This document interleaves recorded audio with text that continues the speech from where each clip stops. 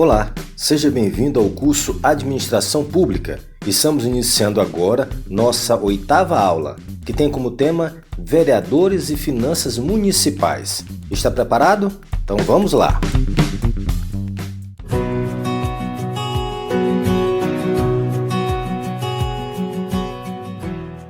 Além dos vereadores, a Câmara se compõe pela mesa diretora, plenário, comissões e serviços auxiliares que passaremos a destacar agora. Vereadores. Os vereadores são agentes políticos investidos de mandato legislativo local, para uma legislatura de 4 anos, pelo sistema partidário e de representação proporcional por voto secreto e direto. Como agentes políticos, têm normas específicas para sua escolha, investidura, posse, impedimentos, incompatibilidades, atribuições, prerrogativas, remuneração, licença, responsabilidades e conduta previstas na Constituição Federal e na Lei Orgânica Local. O sistema partidário de representação proporcional considera as cadeiras existentes na Câmara e as distribui na proporção dos votos dados a cada legenda partidária. Em síntese, determina-se o quociente eleitoral, que é o número de votos necessários para a eleição do vereador, dividindo-se o número de votos válidos pelo número de lugares a preencher na Câmara, desprezada a fração igual ou inferior a meio, arredondando para 1 a fração superior a meio. Após, divide-se o número de votos dados à legenda pelo quociente eleitoral, obtendo-se o número de cadeiras por partido. Exemplificando, imagine um município com 120 mil habitantes, que deverá ter 17 vereadores. Em uma eleição, houve 100 mil votos válidos, que deverão ser divididos pelos 17 assentos na Câmara. O quociente eleitoral será de 5.882, que seria 100 mil dividido por 17, que chegaremos nesse valor. Dessa forma, cada legenda terá que ter 5.882 votos para eleger um vereador.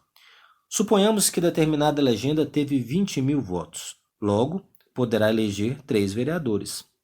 As atribuições dos vereadores são principalmente legislativas, embora exerçam ainda funções de controle e de fiscalização de determinados atos do Executivo, de julgamento de infrações político-administrativas do prefeito e de seus pares, e pratiquem atos meramente administrativos nos assuntos de organização da Câmara, quando investidos em cargos da mesa ou em funções transitórias da Casa.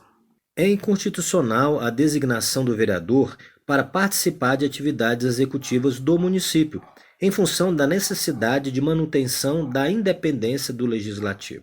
No desempenho do mandato, os vereadores possuem, além das previstas no regimento interno, que são necessárias para o pleno desempenho do mandato, 2 outras prerrogativas que vamos citar aqui agora. Primeiro, a inviolabilidade pelas opiniões, palavras e votos emitidos no exercício do mandato e na circunscrição do município. E a segunda é a prisão especial, enquanto não houver decisão condenatória definitiva. A vereança, que antes constituía função pública gratuita, passou a ser remunerada em todas as câmaras nos limites estabelecidos pela Constituição Federal no seu artigo 29. Vejamos. O subsídio dos vereadores será fixado pelas respectivas câmaras municipais em cada legislatura para a subsequente, observado o que dispõe esta Constituição, observados os critérios estabelecidos na respectiva lei orgânica e os seguintes limites máximos. Vamos lá. Em municípios de até 10 mil habitantes, o subsídio máximo dos vereadores corresponderá a 20% do subsídio dos deputados estaduais. Em municípios de 10 mil e 1 a 50 mil habitantes, o subsídio máximo dos vereadores corresponderá a 30% do subsídio dos deputados estaduais. Em município de 50 mil e 1 a 100 mil habitantes, o subsídio máximo dos vereadores corresponderá a 40% do subsídio dos deputados estaduais.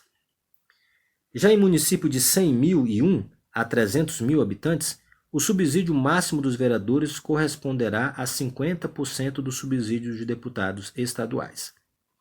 Em município de 300.001 a 500.000 habitantes, o subsídio máximo dos vereadores corresponderá a 60% do subsídio dos deputados estaduais. Em município de mais de 500 mil habitantes, o subsídio máximo dos vereadores corresponderá a 75% do subsídio dos deputados estaduais. O vereador pode perder o mandato por cassação ou por extinção. A cassação, como ato punitivo, pode advir da própria Câmara, nos casos de conduta incompatível do vereador com o exercício da investidura política ou de falta ético-parlamentar, que autoriza a sua exclusão da Câmara. Ou pode decorrer da Justiça Penal, nos casos de condenação por crime funcional que acarrete a aplicação da pena acessória de perda ou inabilitação para qualquer função pública. A extinção, como simples ato declaratório do perecimento do mandato, morte, renúncia, etc., é sempre da alçada do presidente da mesa.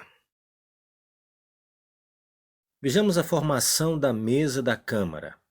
A mesa é um órgão colegiado, composto de no mínimo 3 vereadores, que são o presidente, 1 ou 2 vice-presidentes, secretário, às vezes mais de 1, e o tesoureiro, a quem incumbe a direção dos trabalhos da vereança. Os membros da mesa são eleitos por seus pares, em geral, na primeira reunião de instalação da sessão legislativa. O seu mandato é de 1 ou 2 anos, conforme dispuser a lei orgânica. A ela compete dirigir os trabalhos legislativos e administrar a Câmara. O presidente da mesa é também o presidente da casa, a quem cabe efetivamente dirigir os trabalhos. O presidente da Câmara é ainda o substituto eventual do prefeito, em caso de impedimento deste e do vice-prefeito. A mesa também é formada por comissões permanentes e especiais. Vejamos. As comissões técnicas permanecentes competem os estudos e exame prévio das matérias a serem decididas pelo plenário. Essas comissões são previstas nos regimentos internos das câmaras, que também disciplinam sua composição, atribuições e funcionamento. Sempre haverá uma comissão encarregada do exame de constitucionalidade das proposições legislativas. Essa comissão geralmente toma o nome de Comissão de Constituição e Justiça, ou de Legislação.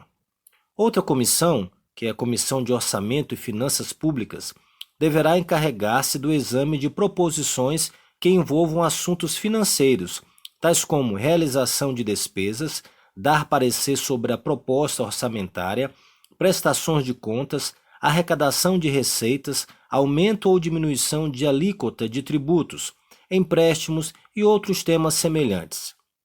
Outra comissão cuidará do exame dos assuntos ligados à educação e cultura, e assim por diante.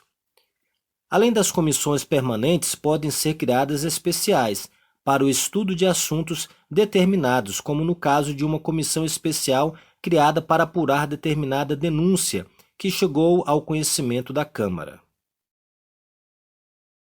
Comissões especiais de inquérito ou comissões parlamentares de inquérito. As câmaras são autorizadas a criar comissões especiais de inquérito, ainda que não haja previsão na lei orgânica do município, destinadas a apurar em prazo certo fato determinado que se inclua na competência municipal. Exige-se para a constituição dessas comissões o requerimento à mesa subscrito por certo número de vereadores, geralmente 1/3 ou 1/4 dos membros da Câmara. As comissões especiais de inquérito têm alguns poderes de investigação próprios das autoridades judiciais, o que inclui, entre outras faculdades. Primeiro, requisitar funcionários da Câmara Municipal, bem como, em caráter transitório, os de qualquer órgão ou entidade da administração pública direta e indireta, necessários ao desenvolvimento de seus trabalhos. Segundo, determinar diligências, convocar secretário municipal, tomar depoimento de autoridade, ouvir indiciados, inquirir testemunhas, requisitar informações, documentos e serviços, inclusive policiais, e transportar-se aos lugares onde se fizer necessária sua presença. Serviços auxiliares da Câmara.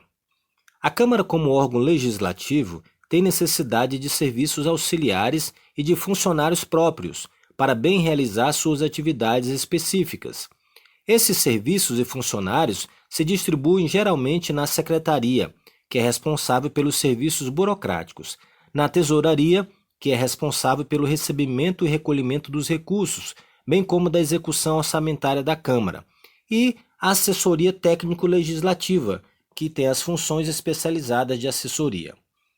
Todo serviço da Câmara pode ser criado, modificado ou extinto por resolução, com a dispensa da sanção do prefeito, por ser matéria de sua competência exclusiva e consequência de sua autonomia. Temos também o regimento interno da Câmara. É de competência exclusiva das câmaras votarem os respectivos regimentos internos.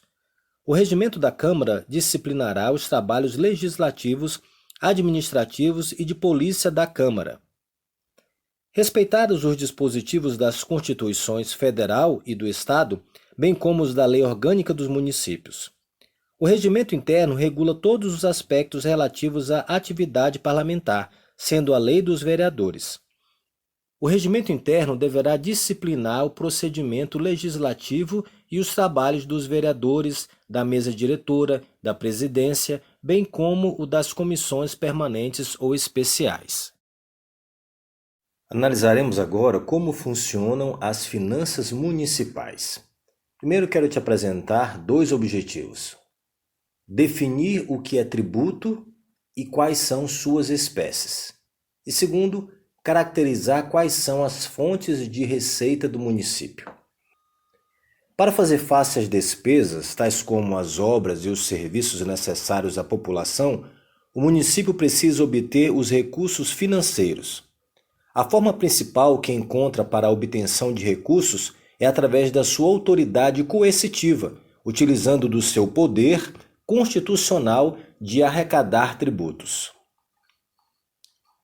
Embora seja algo que gere o descontentamento da população, o tributo é uma realidade histórica. O que precisa ser discutido é a justiça fiscal, ou seja, a proporcionalidade entre a tributação e as rendas usufruídas por cada parcela da população. Estaremos apresentando o conceito de tributo, suas espécies e os tributos que compõem a arrecadação municipal. Prepare-se. Receitas orçamentárias. Não se pode falar em autonomia de qualquer ente se não há chamada autonomia financeira. Esta é a capacidade da instituição de arrecadação dos tributos de sua competência e aplicação das rendas locais. São considerados ingressos todas as entradas de bens ou direitos em um certo período de tempo que o Estado utiliza para financiar seus gastos, podendo ou não se incorporar ao seu patrimônio. As receitas orçamentárias são entradas de recursos que o Estado utiliza para financiar seus gastos, transitando pelo patrimônio do poder público. Essas receitas podem ser classificadas em dois grupos. O primeiro, receitas públicas originárias. São aquelas que provêm do próprio patrimônio do Estado, podendo ser patrimoniais. São as receitas que provêm das rendas geradas pelo patrimônio do próprio Estado, mobiliário e imobiliário, tais como as rendas de aluguéis, as receitas decorrentes das vendas de bens, dividendos e participações. Entram ainda neste conceito as receitas decorrentes de pagamento de royalties pela exploração do seu patrimônio por delegatários, que são as concessionárias e permissionários de serviços públicos.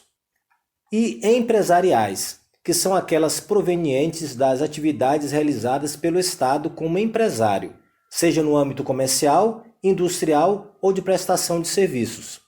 E a segunda receita são públicas derivadas. São aquelas obtidas pelo Estado mediante sua autoridade coercitiva. Dessa forma, o Estado exige que o particular entregue uma determinada quantia na forma de tributos ou de multas, exigindo-as de forma compulsória. Receita tributária. O tributo tem por finalidade obter recursos financeiros para o Estado para que esse possa custear suas atividades. De acordo com o artigo 3º do Código Tributário Nacional, tributo é toda prestação pecuniária compulsória em moeda ou cujo valor nela se possa exprimir, que não constitua sanção de ato ilícito, instituída em lei e cobrada mediante atividade administrativa plenamente vinculada. Os tributos possuem as seguintes características. Toda prestação pecuniária. Aquilo que o devedor está obrigado a entregar ao credor é objeto de uma obrigação jurídica. Pecuniária vem do latim pecus, significando rebanho, riqueza, fortuna, querendo dizer representada por dinheiro. Assim, prestação pecuniária é a entrega do dinheiro que o cidadão é obrigado a fazer ao Estado. Depois vem compulsória. O tributo é obrigatório e caracterizado pela ausência do elemento vontade das partes, pois é a lei que determina a sua incidência. O dever de pagar a prestação pecuniária surge independentemente da vontade. Depois, em moeda ou cujo valor nela se possa exprimir. O tributo sempre é uma prestação em dinheiro, em moeda, não havendo no sistema brasileiro tributo pago in natura, que não constitua sanção de ato ilícito, multa ou o confisco, que embora sejam receitas públicas, não são tributos. O tributo não apresenta caráter repressivo ou de penalidade. Depois, instituída em lei, que é o princípio da legalidade tributária. Somente a lei pode instituir ou aumentar tributo. E por fim, cobrada mediante atividade administrativa plenamente vinculada. Refere-se aos atos praticados pela autoridade que devem estar em consonância com a lei, ou seja, são atos vinculados aos ditames da lei. Após analisarmos as características dos tributos, veremos que, conforme o artigo 5º do CTN, tributos podem ser, primeiro, impostos, segundo, taxas, terceiro, contribuição de melhoria. Essas espécies tributárias podem ser instituídas pela União, pelos estados e municípios, de acordo com o artigo 145 da Constituição Federal. Essa foi a nossa 8ª aula do curso Administração Pública. Se você gostou, deixe o seu like. Não se esqueça de se inscrever no canal para receber todas as aulas. Te vejo na próxima aula, que tem como tema Impostos, Taxas e Contribuições. Agora é com você, te vejo lá.